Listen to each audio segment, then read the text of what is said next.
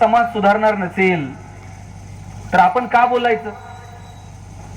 आपण बोलून जर लोक सुधारणार नसतील तर आपण का बोलायचं? वडील मला म्हटले ते लोक सुधारायचे तेव्हा सुधारतील. म्हटलं मग? म्हटले बोलून बोलून तू एकटा जरी सुधारला ना तरी आमच्या दृष्टीने ते फार मोठं काम आहे.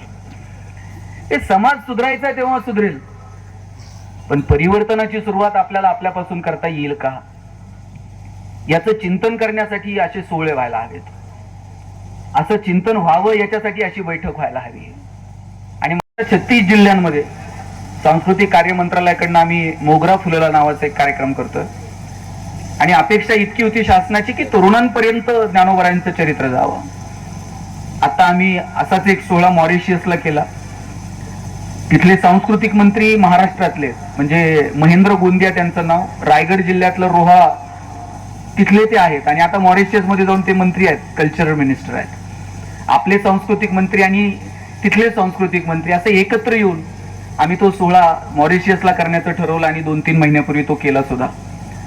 मला असं नेहमी वाटतं की ज्ञानोबाराय जर समजले ना तर आपलं जगणं अधिक समृद्ध होऊन जाईल. एक तरी ओवी अनुभवावी.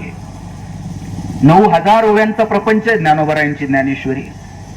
पण त्यातली एखादी ओवी जरी आपल्याला आपल्या आयुष्यात अनुभवता आली ना तरी जगणं सुकर होऊन जाईल.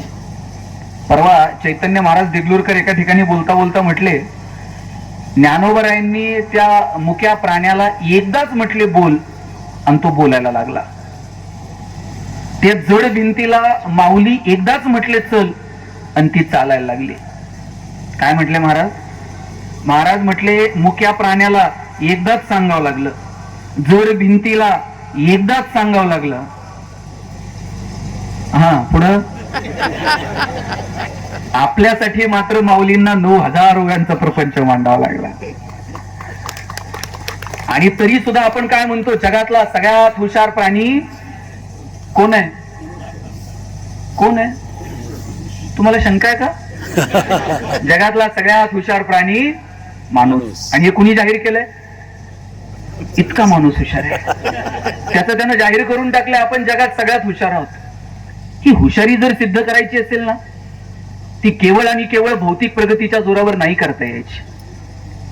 ही हुशारी जर सिद्ध करायची असेल केवळ साधन सामग्रीच्या जोरावरती नाही सिद्ध करता यायची. त्यासाठी अंतर्मनात थोडस डोकावून बघावं लागेल आणि ती सिद्ध करावी लागेल प्रेम, जिव्हाळा, करुणा या पातळीवरती. आपण सगळ्या गोष्टींचं जागतिकीकरण केलं. ज्ञान, विज्ञान, तंत्रज्ञान, भाषा सगळ्या बाबतीत जागतिकीकरण झालं. पण करुणा, प्रेम या गोष्टींचं जागतिकीकरण जर झालं ना तर अशी युद्धजन्य परिस्थिती निर्माण होणार नाही. सत्तावत हे सिद्ध करायचं, कुणाचा अहंकार दुखावला गेला आणि सगळेजण एकमेकांवरती असे डोळे विस्फारून बघतायत. अशा परिस्थितीमध्ये शांतीचा, करुणेचा, प्रेमाचा, मैत्रत्वाचा संदेश देणारे ज्ञानोबा आम्ही समजून घ्यायला नको? काय ज्ञानोबारायांचं जगणं आहे? आयुष्यभर दुःख सहन केलं, यातना सहन केल्या, अपमान सहन केला, अवेलना सहन केली आणि ज्या वेळेस भगवंताकडे मागायची वेळ आली त्यावेळेस मात्र ज्ञानोबाराय म्हटले, जो जे वांछील तो त्याला हो प्राणीचा. ज्याला ज्याला जे जे हवंय ना ते ते मिळू दे. केवढा मनाचा मोठेपणा आहे. आपल्यापेक्षा शेजारच्याला थोडंफार जास्त मिळालं तर आपल्याला करमत नाही साहेब.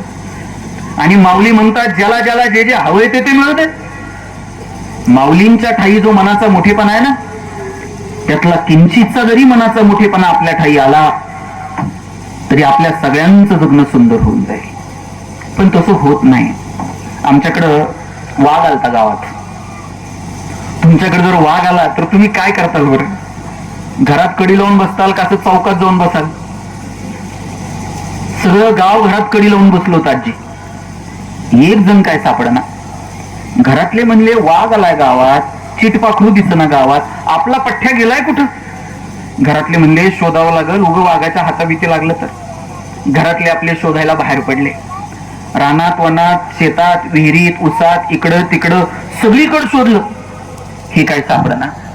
शेवटी दमून भागून घरी निघाले. म्हणले आता त्याचं नशिबन ते कुठं सापडणार तर करावं काय. हे घरी निघाले आणि हा पठ्ठ्या असा चौकात बसलेला होता. घरचे म्हणले अहो वाघ आलाय गावात आणि तुम्ही चौकात बसलाय. हे म्हणताय वाघ आलाय म्हणून तर मी चौकात बसले. घरचे म्हणले ते वाघ तुम्हाला खाईन. म्हणला खाईन, वाघानं मला खाल्लंच पाहिजे म्हणून तर मी गावात चौकात आहे. तुम्ही का? म्हणले वाघ जेव्हा मला खाईन तेव्हा त्याच्या तोंडाला माणसाचं रक्त लागल आणि एकदा का त्याला माणसाची चटक लागली मग तर ते आमच्या भावकीला खातोय का नाही. कुठून येतो एवढा मनाचा मोठेपणा मला सांगा. भोंग्याचा आवाज थोडा कमी करा, मॉनिटरला द्या. मला असं वाटतं की माऊली इंदुरे माऊलींची जी भाषा आहे ना 9,000 ओव्यांमध्ये एक ओवी मला दाखवा जिथे ज्ञानोबरांनी संताप व्यक्त केलाय, चिडचिड व्यक्त केलीये, द्वेष व्यक्त केलाय. अरे मागताना सुद्धा ज्ञानोबराय म्हटले जे खळांची व्यंकटी सांडो. इथं भगवान श्रीकृष्ण अर्जुनाला सांगतायत शस्त्र उचल आणि दुर्जनांचा संहार कर. मागं पुढे बघू नको, हे धर्म अधर्माचं युद्ध आहे. अर्जुन तर अस्वस्थ आहे. अर्जुनानं सगळे गुरु द्रोणाचार्य, भीष्म पितामह सगळी जवळची माणसं बघितली आणि ह्या अशा विराट सैन्याकडं आणि सगळ्या जवळच्या माणसांकडे पाहिल्यानंतर अर्जुन अस्वस्थ झाला आणि कृष्णाला म्हटला सब खिलाफ आहे माधव, सगळे विरोधात आहेत देवा. आणि त्याही परिस्थितीत भगवान श्रीकृष्ण अर्जुनाला सांगतात सब हारेंगे पार्थ, सगळे हरणार आहेत, तू काळजी करू नको. एकीकडे भगवान श्रीकृष्ण अर्जुनाला सांगतात दुर्जनांचा संहार कर आणि त्याच गीतेवरती टीका करताना ज्ञानोबराय मात्र म्हणतात जे खळांची व्यंकटी सांडो. माऊली म्हणू शकले असते की नाही जे खल आहेत ते मरो. माऊली मरो नाही म्हणत, माऊली म्हणतात त्यांच्यातली वाईट बुद्धी सांडो. आणि पुढचा शब्द तर इतका गोड वापरलाय, ज्ञानोबराय म्हणतात तया सत्कर मिरती काय वाढो. रोप जर छोट असेल तर वाढो म्हणतात आणि रोप जर अस्तित्वात नसल तर बी लावायची आणि रुजो म्हणायचं. ज्ञानोबराय असंही म्हणू शकले असते तया सत्कर्मिरती रुजो. पण माऊलींना खात्री आहे वाईटातल्या वाईट माणसामध्ये सुद्धा थोडी तरी सत्कर्माची वृत्ती शिल्लक आहे आणि म्हणून माऊलींनी शब्द वापरला तया सत्कर्मिरती वाढो. भूता परस्परे पडो मैत्र जीवांचे. आता आपण फ्रेंडशिप डे अमुक तमुक साजरे करायला लागलो. माऊलींनी शेकडो वर्षापूर्वी शब्द वापरलाय मैत्र जीवांचे. माऊली म्हणतात सगळ्यांमध्ये मैत्रीचे संबंध प्रस्थापित होते, सज्जनांची मांदियाळी तयार होते. आणि सज्जन कुणाला म्हटलंय? चंद्रने जे अलांछन मार्तंड जे तापहीन. जे चंद्रासारखे शीतल आहेत पण ज्यांच्यावर कोणता डाग नाही, जे मार्तंडासारखे तेजस्वी आहेत पण ज्यांचा जगाला ताप नाही, अशा सज्जनांची मांदियाळी तयार होते. काय अपेक्षा आहे ज्ञानोबरायांची? अरे भगवंताकडनं या संतांकडनं शिकावं. देवाकडे मागायची वेळ आली तर काय मागावं? तुकोबरायांना मागावं लागलं. काय मागितलं तुकोबरायांनी? ह्याची दान देगा देवा तुझा विसरण व्हावा. भगवंतानं सांगितलं दिलं तुकोबराय. काय कराल? गुणगायीना आवडी ह्याची माझी सर्व जोडी. या बदल्यात तुकोबराय तुम्हाला काय हवंय? न लगे मुक्ती धन संपदा संत संग देई सदा. तुका म्हणे गर्भवासी सुखे घालावे आम्हासी. काय मागावं भगवंताकडे? पत्र आलं पाहिजे, अग्रलेखावर चर्चा झाली पाहिजे, चांगली पुस्तकं वाचली पाहिजेत, चांगली नाटकं बघितली पाहिजेत, चांगल्या सिनेमांना गेलं पाहिजे. पण हे सगळं कमी होताना दिसतंय. आता मगाशी अध्यक्ष साहेब बोलताना म्हणाले की आपण सगळेजण आभासी जगात वावरतोय. काल टाकलेल्या फेसबुकवरच्या फोटोला किती लाईक्स आणि किती कमेंट्स, 2-4 जरी कमी असल्या तर करमत नाही. कालचं व्हॉट्सअपचं स्टेटस किती जणांनी बघितलंय आणि कुणी लाईक. आणि गप्पा मारता मारता काय करायचं माहितीये? माऊली म्हणतात पांडुरंगाकडनं सगळ्या पुण्याईचं फळ मागून घ्यायचंय आणि ते फळ घेऊन काय करायचंय? देवाला म्हणायचंय का बघ मी एवढं पुण्य केलंय बरं, आता माझा संसार सुखाचा कर. माऊली म्हणतात ते पुण्याईचं फळ मागून घ्यायचं आणि उधळून द्यायचं सगळ्यांसाठी आणि त्याला सांगायचं अवघाची संसार. काय धाडस आहे माऊली. अवघाची संसार सुखाचा करीन आनंदे भरीन तिन्ही लोका. या तीनही जगांना तीनही लोकांना आनंदानं भरून टाकेल. काय धाडस आहे ज्ञानोबरायांचं. मला वाटतं हे शिकलं पाहिजे आपण सगळ्यांनी. आणि आज खरं तर मी फार वेगळं बोलायचं ठरवून आलो, पण हे पालखीचं मुक्कामाचं स्थळ आहे. आयुष्यात एकदा तरी वारी केली पाहिजे. किती जण आहेत बरं आयुष्यात एकदा तर वारी केली? इकडं तुम्ही आहे का नाही कोणी तुमच्या? ठीक आहे, इकडं आमचे काही आहेत बरं का. पुढच्या वेळेस एकटे जायचं नाही बरं का. एकदा तरी आयुष्यात वारी करायची. तुम्ही म्हणाल का करायची वारी, काय मिळतं वारीत? आम्ही सगळ्यात जरा अवघड टप्पा कोणता आहे? हडपसर ते सासवड 27-28 किलोमीटरचा टप्पा आहे. पावली मुक्कामी सासवडला थांबतात.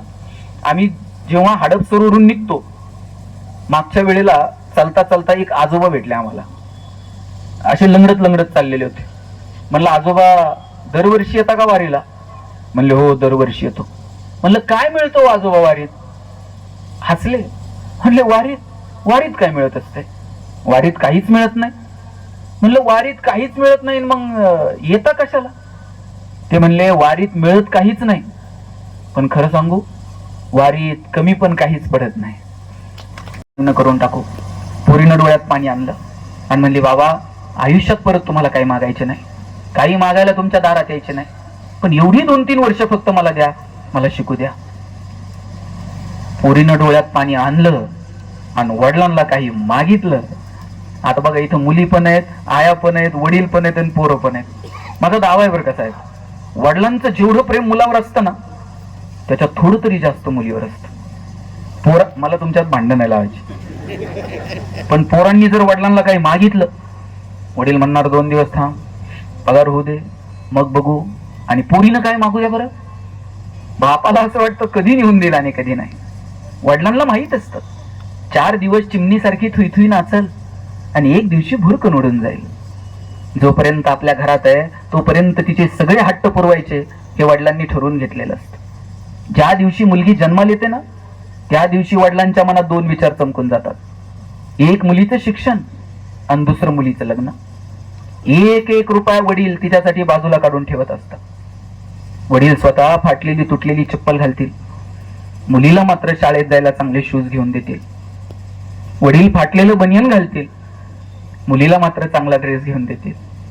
वडील सायकलवर कामाला जातील MIDCत, पोरीला मात्र कॉलेजला जायला गाडी घेऊन देतील, बसचा पास काढून देतील, हॉस्टेलची फी भरतील. 10 मिनिट जर पोरगी कॉलेजवरनं उशिरा आली, 10 मिनिटात बाप 10 वेळा आईला विचारतो, ए कुठपर्यंत आली बघ, जरा फोन कर. बरं वडील थेट पोरीला फोन पण लावत नाही का? त्या आईच्या मागे लागतात, कुठपर्यंत आली बघ.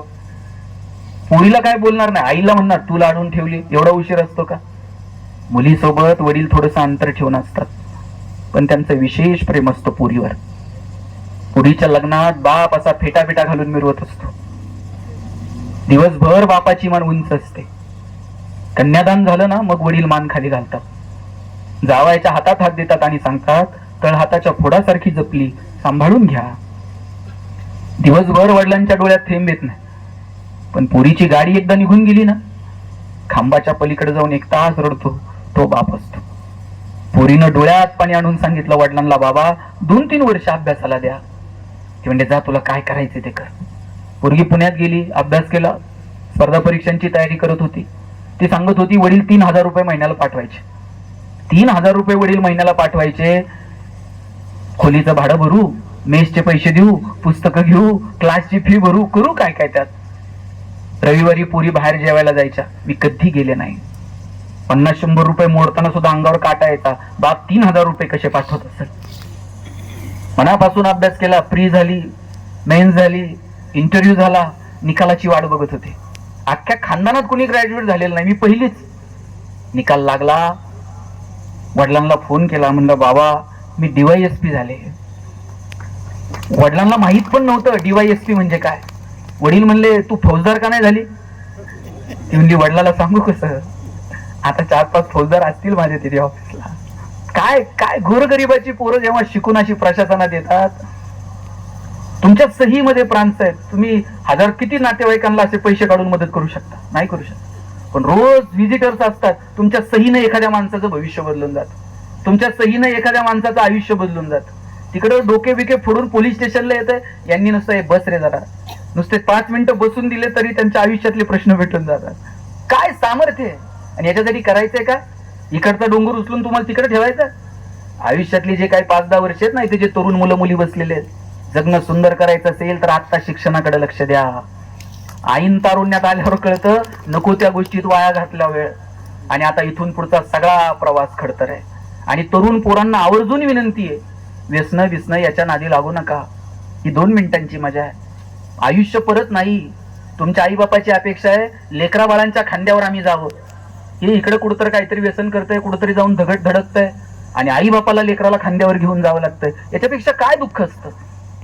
आपल्या आई बापाला आपला हेवा वाटला पाहिजे, याच्यासाठी मनापासून प्रयत्न केले पाहिजे. बरं, मी म्हणत नाही तुम्ही सगळेच प्रशासनात या. आता हे एवढे जण 4-5 जण प्रशासनात आले, यांच्या वेळेस कितीतरी जण त्या स्पर्धेत असतील. सगळ्यांनाच यश मिळतं का? सगळ्यांनीच प्रशासनात यावं असं नाही. उद्योगात या, व्यवसायात या, व्यापारात या, राजकारणात या, समाजकारणात या, कला, क्रीडा, साहित्य, मनोरंजन, कितीतरी क्षेत्र तुमच्यासाठी आहेत. ज्या क्षेत्रात जाल त्यात झोकून द्या स्वतःला. त्या क्षेत्रासाठी तुमची ओळख झाली पाहिजे. इतकं समृद्ध आयुष्य जगा.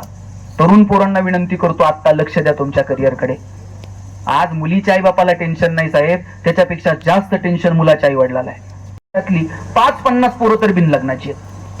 आता सोलापूरमध्ये 2 महिन्यापूर्वी लग्न जमत नाही म्हणून तरुण पोरांनी कलेक्टर ऑफिसवर मोर्चा काढला होता. आता कलेक्टरला एवढंच काम आहे का यांचे लग्न जमवायचे? लाट मारेल तिथून पाणी काढाल अशी ताकद ठेवा. कसं लग्न जमत नाही? आमच्याकडे एक जण आहे 40-42 वय झाले, लग्नच जमना. आणि त्याला मित्र असले हुशार भेटले. त्यातल्या एकाने त्याला सांगितलं, म्हणला टेन्शन घेऊ नको, मुलीकडचे बघायला आले ना पगार जरा वाढवून सांगायचा. मुलीच्या वडिलांनी विचारलं पगार किती? यानं जरा अंदाज घेऊन सांगायचं. हे म्हणताय 1.5 लाख. मुलीचे वडील म्हटले तुझ्याकडे बघून तर वाटत नाही 1.5 लाख असेल. हे म्हणते नाही, तसा फिक्स 1.5 लाख आहे, पण कटिंग करून 8,000 हातात येतो म्हणून. आपण किती दिवस फसवणार आहोत सांगा बरं. काय किती सुंदर तारुण्य, ही गोष्ट किती सुंदर आहे. तारुण्य म्हणजे फक्त 60-70 किलोचं वजन, 2 पाय, 2 हात, अवयवांचं पॅकेज म्हणजे तारुण्य नाहीये. तारुण्य म्हणजे ज्वलंत धमन्यांचा विरत स्पंदन, निसर्गानं माणसाला दिलेला सगळ्यात श्रेष्ठ वर. त्या आपल्या आपल्या मस्तीत, आपल्या आपल्या धुंदीत प्रयत्न करायचे. नाही यश मिळालं तरी समाधान वाटलं पाहिजे, अरे आम्ही प्रयत्न मनापासून केले होते. आयुष्याच्या संध्याकाळी अशी खुर्ची टाकून अंगणात बसलात ना, आकाशातल्या ताऱ्यांकडे बघता बघता असं स्मित आलं पाहिजे चेहऱ्यावर. आणि जगाला ताई आपलं कौतुक वाटेल का नाही मला माहित नाही, आपलं कौतुक आपल्याला वाटलं पाहिजे. जगाला काय तुमचं कौतुक करायला शब्द सापडत नाही, ते तुमचे दोष काढणार. पण तुमचं कौतुक तुम्हाला वाटलं पाहिजे. आपणच स्वयंपाक म्हणजे आपल्यालाच करावं लागतो. तुमचा तुम्हीच स्वयंपाक करायचा, गरम गरम चपाती अशी ताटात घ्यायची, स्वतःलाच म्हणायचं बाई काय सुगरण नाहीस ग तू. आपलं आपणच नटायचं, आरशाच्या पुढे उभं राहायचं, म्हणायचं काय बनवलंय तुला देवानं. कौतुक करायला लोकांना शब्द सापडत नाही साहेब, लोक दोष काढतात. मी असंच एका कार्यक्रमात म्हटलं कौतुक करा, आणि म्हणले दोष कुणी सांगायचे? दोषही सांगायचे असतात, पण दोष हे कानात सांगायचे असतात, आणि कौतुक हे 4 चौघात करायचं असतं. आपण उलट करतो, आपण 4 चौघात दोष सांगतो आणि कौतुक कानात करतो. घरात पाहुणे आल्यानंतर पोराला नाव ठेवून उपयोग आहे का? आपलं घरात पाहुणे आल्यावर सुरू होतं, ऐकतच नाही, मोबाईलच घेऊन बसतंय, जेवणात लक्ष नाही, फारच बावळट आहे. पाहुणा म्हणणार आहे का हे फारच मूर्ख आहे, मी याला घरी घेऊन जातो आणि सुधरून परत आणून देतो तुमचं तुम्हाला. त्या आपल्यालाच सुधरायचंय. ते कितीही खोडकर असलं ना, पाहुण्याच्या देखत म्हणायचं आमचा दादा इतका हुशार आहे ना, दादा पाहुण्याच्याच पुढे पुस्तक घेऊन बसताय की नाही. आणि तुम्ही पाहुण्याच्या देखत म्हणून बघा दादा बावळट आहे, दादा बाहेर जात आहे, पाहुण्याच्या बुटात पाणी होतंय, लेसला लेस बांधतंय. तुमची इज्जत घालवायची एक संधी मग दादा सोडत नाही. कौतुक करायला शिका. कौतुक कुणाला आवडत नाही? भगवंताला कौतुक आवडतं, आपण तर माणसं आहोत. एक जण म्हणलं कोणाचं कौतुक करू? म्हणलं आईचं कर. तिला म्हण तू जन्म दिला म्हणून जग बघायला मिळालं. कधीतरी बहिणीला म्हण तुझा मला आधार वाटतो. कधीतरी मुलीला म्हण तू जन्माला आली, शिस्त लागली माझ्या आयुष्याला. आणि म्हटलं कधीतरी बायकोला म्हण तुझ्यामुळे सगळं चाललंय, माझ्याच्यानं काय खरंय का? तो म्हणला मी सगळ्यांचं कौतुक करेल, बायकोचं करणार नाही. म्हणलं तुमचं पटत नाही का? म्हणलं पटायचं सोडा, तिला कानानं ऐकायलाच येत नाही. म्हणला कौतुक काय करत? म्हटलं कानानं ऐकायला येत नाही, मग दवाखान्यात जा, मशीन बिशीनला, मग कौतुक कर. बरं एकट्या बायकोला घेऊन जायचं दवाखान्यात, एकटंच गेलंय. डॉक्टरला म्हटला बायकोला ऐकायला येत नाही. डॉक्टर म्हणले बायको कुठे? म्हणले घरी. म्हणले आता इथून काय उपचार करायचे? ते म्हणले एक काम कर, घरी जा आणि किती अंतरापर्यंत ऐकायला येत नाही ना तेवढं जरा मोजून ये. घरी गेला, दार उघडलं, पोरानं बेल दाबली, पोरानं दार उघडलं, बायको किचन मध्ये होती. यांना दारातून आवाज दिला, भाजी काय गेली? तिकडून काहीच प्रतिक्रिया नाही. याला कळलं हिला दारातून ऐकायला येत नाही. हॉलमध्ये गेला, भाजी काय गेली? काहीच प्रतिक्रिया नाही. किचनच्या दारात गेला, भाजी काय? याला कळलं प्रकरण गंभीर आहे, हिला किचनच्या दारातून पण ऐकायला येत नाही. शेवटी बायकोच्या मागे जाऊन उभा राहिला आणि जोरात कानात ओरडला, अगं भाजी काय केली? बायकोनं हातातली कढई अशी दंदिशी आदळली, म्हणली 4 वेळा सांगितलं ना बटाट्याची केली म्हणून. ते मागचे तुम्हाला कळलं का नाही? काहींना घरी गेल्यावर कळत. काय 20 वर्ष ह्याला ऐकायला येत नव्हतं, तिनं कसा संसार केला असेल बरं. त्यामुळं बायकोचं कौतुक केलं पाहिजे. शेळके साहेब तुम्ही प्रयोग करा घरी. उगत 30 सेकंद बायकोकडे असं राजेश खन्ना सारखं बघायचं आणि म्हणायचं तू ये म्हणून हे सभापती अमुक तमुक, नाही तर माझ्याच्यानं काय. ते दुसऱ्या दिवशीच विचारणार, भाजी काय करू आज सांगा बरं तुम्हाला. काय लागतो कौतुक करायला? 4 शब्द प्रेमानं बोला, एकमेकांचं कौतुक करा. चुका जर काही होत असतील तर कानात सांगा. आयुष्य फार सुंदर आहे आणि त्या सुंदर आयुष्याची मजा घ्यायला विसरू नका. एका स्मशानभूमीवरती एक वाक्य लिहिलेलं होतं, मेरी मंजिल बस यही तक थी, मैंने आते आते जिंदगी गुजारली. आपल्या सगळ्यांना तिथं जाऊन थांबायचं आहे, पण तिथं जाईपर्यंतचा जो प्रवास आहे आपल्या धुंदीत मस्तीत जगता आला पाहिजे. तुम्ही सगळ्यांनी बिस्मिल्ला खान नाव ऐकलंय का? काय कशासाठी प्रसिद्ध आहे? शहनाई. बिस्मिल्ला खान म्हटल्याबरोबर शहनाई डोळ्यासमोर आली की नाही?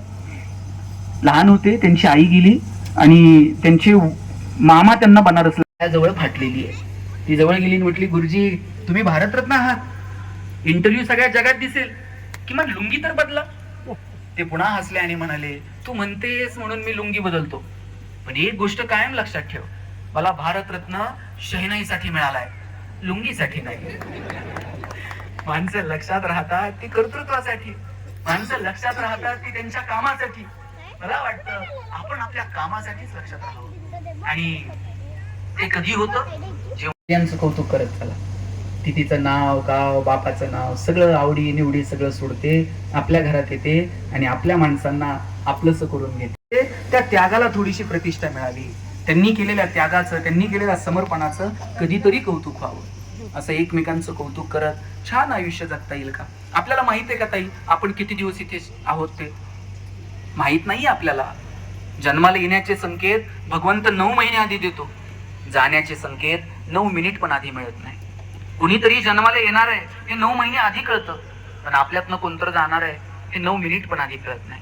आणि बाबा समजा आपल्याला जाण्याचं पत्र 9 महिने, 4 मुंग्या आल्या, एक एक दाणा उचलला, निघून गेल्या, परत मागं बघितलं नाही. 4 चिमण्या आल्या, 4 दाणे खाल्ले, उडून गेल्या, परत मागं बघितलं नाही. 4 गायी आल्या, ओंजळ तांदूळ खाल्ले, निघून गेल्या, परत मागं बघितलं नाही. आणि साहेब नंतर तिथं 4 माणसं आली. पुढचं मी सांगू का तुम्ही सांगता? माईक कधी घेतलाय तुम्ही विकत? 1-2 वर्ष? किती वर्ष झाले? हा, आतापर्यंत किती जण बोलले या माईकवर? हजारो लोक बोलले. काल कळमकर सर बोलले, कबीरांचा दोहा आहे, देश देश के वैद्य बुलाए, लाए जड़ी और बूटी, जड़ी बूटी तेरे काम ना आए, जब राम के घर की खूटी, जरा हलके गाडी हाको मेरे राम गाडी वाले. कबीर सांगतात जरा दमानं घ्या, एक दिवस हा प्रवास थांबेल. तुम्ही सगळ्यांनी नीतू मांडके नाव ऐकलंय का? हृदयरोग तज्ञ होते. 10,000 पेक्षा जास्त शस्त्रक्रिया नीतू मांडकेंनी त्यांच्या आयुष्यात केल्या. त्यांच्या पत्नी Alka Mandke BJ medical college. Bypass जर करावं लागलं अमुक तज्ञाला बोलव, हृदय जर ट्रान्सप्लांट करावं लागलं तुर्तास इथे करू नको. आणि पुढे ते हसत हसत म्हटले, अलका येतील ते आनंदानं जगायचे, आलेल्या परिस्थितीला सामोरं जायचं आणि दुःखाचे क्षण बाजूला सोडून आनंदातले 4 क्षण टिपकागदासारखे जगता येतील का? मला वाटतं याचा प्रयत्न करावा. किती गोड आहे आयुष्य. आणि परत आपल्याला आहे का? परत आपल्याला हे आयुष्य मिळणार नाही. म्हणून मनातले हेवे दावे बाजूला ठेवून द्या. वरती जाताना एखादं यान असं वर जाताना मस्त सुसाट निघतं, त्यातलं सायन्स वेगळं असेल पण त्यातली कला अशी आहे एक पार्ट ते खाली टाकत चालतं. वर तर जायचंच आहे सगळ्यांना, पण जरा हलकं होऊन जाऊ, मनातल्या गाठी बिठी जरा सोडवायचा प्रयत्न करू आणि जगू मनमोरात. किती गोष्टी मनात साठवून ठेवल्यात. लग्नाला गेलते आणि काय तिनं न घालायचोगी साडी दिली, साडीचा बोळा नुसता अशीच जपून ठेवते आणि तिच्याच पोरीच्या लग्नात परत करते. आता तिच्या पोरीचं लग्न असतो, साडी राहीन का आपण राहू का कोण? किती साठवून ठेवलंय मला सांगा बरं. सोडून द्या. कुणीतरी 2 पावलं पुढे यावं, कुणीतरी 2 पावलं मागं जावं. श्वास संपायच्या आत विषय संपून टाकावेत। भगवान श्रीकृष्ण करंगळीवरती पर्वत उचलतात, बासरी मात्र 2 हातांनी घट्ट पकडतात। ज्याला करंगळीवरती पर्वत उचलता येतो त्यानं बासरी तर गरगर फिरवली असती, पण करंगळीवरती पर्वत उचलणारा कृष्ण बासरी घट्ट पकडतो, कारण त्याला ठाऊक आहे पराक्रम हा रणांगणात गाजवायचा असतो आणि नात्यांमध्ये प्रेम जपायचं असतं। आपण उलट केलं, आपण रणांगणात शस्त्र ठेवून दिली आणि नात्यांमध्ये पराक्रम गाजवले। परवा एक जण मला म्हटला 10 वर्ष झाली मी भावाच्या दारात गेलो नाही। म्हटलं वा, काय पराक्रम आहे। 10 वर्ष झालं मी बहिणीचं तोंड बघितलं नाही। म्हणलं ती गेल्यावर जाशील साडी बिडी घेऊन, शेवटची साडी चोळी घेऊन भाऊ येतो। बहिणीला कळतं का माझ्यासाठी आलाय आता रडतोय? गेल्यावर काय कळतो?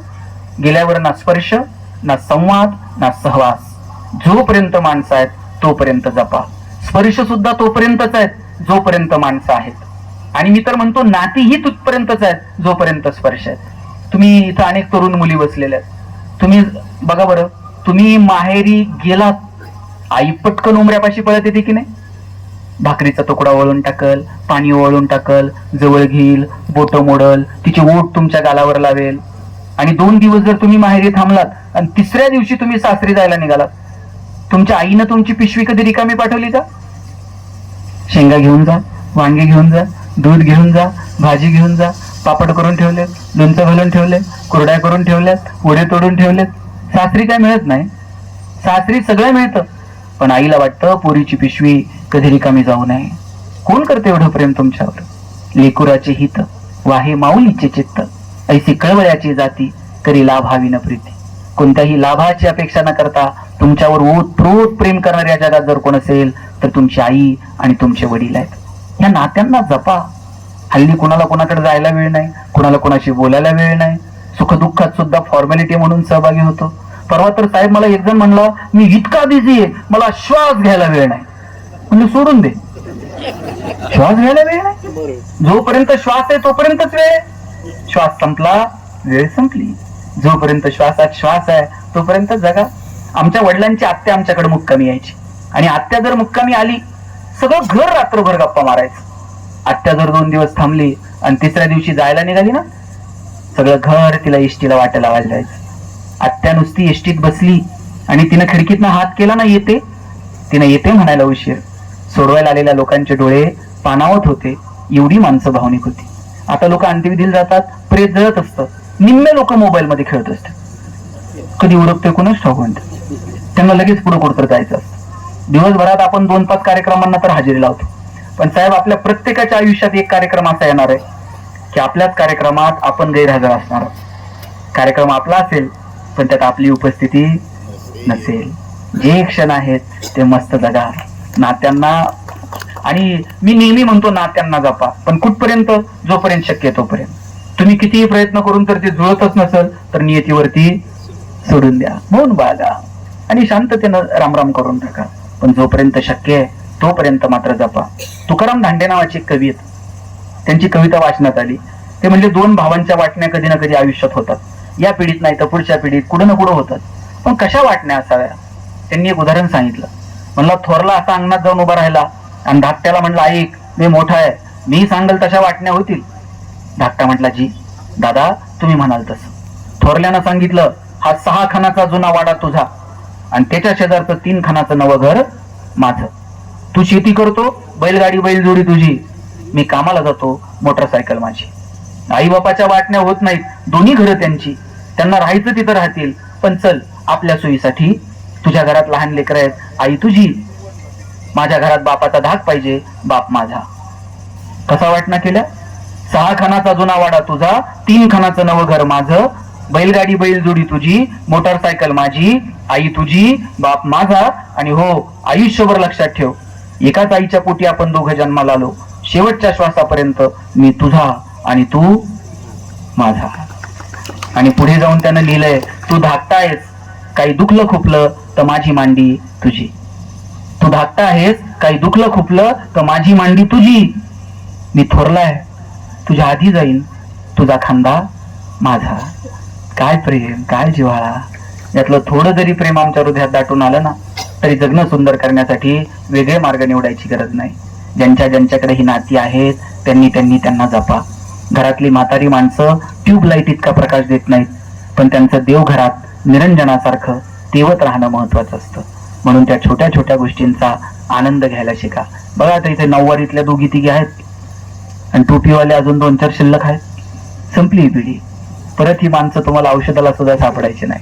आजी आता 2 भाकरी थापू शकत नाही, पण तिचं घरात असणं सुद्धा वैभव असतं त्या कुटुंबाचं. आजोबा आता काही करू शकत नाहीत काम, पण घरात असणं रुबाब असतो त्या कुटुंबाचा. ज्यांच्याकडे ही माणसं आहेत त्यांना जपा. जाताना इतकंच सांगतो, आयुष्यातल्या प्रत्येक क्षणाचा आनंद घ्या. तुलनेमध्ये जगू नका. आमच्या डोक्यात आमच्याकडे काय आहे याच्याकडे लक्ष नाही, कोणाच्या तुलनेत मी कुठे आहे ना याच्यावर आमचं सुख दुःख ठरतं. ताई, तुम्ही बाजारात गेलात आणि तुमचे 100 रुपये हरवले, किती करमत नाही. गल्लीतल्या सगळ्या बायका गोळा करायच्या आणि संध्याकाळी त्यांना चहा पाजून सांगायचं, बाई बाजारात गेलते, 100 पडले, कसे साठवले होते माझं मला माहीत, परवा शर्ट धुताना त्यांच्या खिशात 50 सापडलेत. असं करून करून कुठे आत्ता 100 झालते. बरं एवढं म्हणून थांबत नाही, पुढे जाऊन म्हणणार कोणाला सापडले असले तर सापडू, त्याला पचायचेच नाही. एवढं टेन्शन. पण हे टेन्शन किती वेळ माहितीये? त्यातल्या एखाद्या मैत्रिणीने फक्त म्हणलं पाहिजे, बाई तुझे तर 100 गेले, परवा माझे 500 पडले ग. हिला इतकं बरं वाटतं, आपले तर 100 गेले, जाऊ दे ह्याचे 500 गेले. ऐका ना, शेवटचे 2 मिनिट राहिलेत, नका पाणी देऊ आता. ते माझ्याकडे कमी आणि बाटलीकडे जास्त लक्ष जाणार. शेवटचे 2 मिनिट राहिले, थांबा. आता एवढ्या नदीच्या तीरावर आपण आहोत, 2च मिनिटं घेतो, जास्त वेळ घेत नाही. जाताना इतकंच सांगायचंय मला, मस्त राहा, हसत राहा, छोट्या छोट्या क्षणांचा आनंद घ्या, तुलनेत जगू नका. आमच्याकडे एक जण येताही 5 कोटी रुपये खर्च करून बंगला बांधलाय. असला बंगला बांधलाय पाटील साहेब, जाणार येणारा माणूस 1 मिनिट तर रस्त्याकडे बघतोय. बरं काका तर रिटायर झाले आणि असे पायावर पाय टाकून मस्त खुर्ची टाकून बसलेले असतात.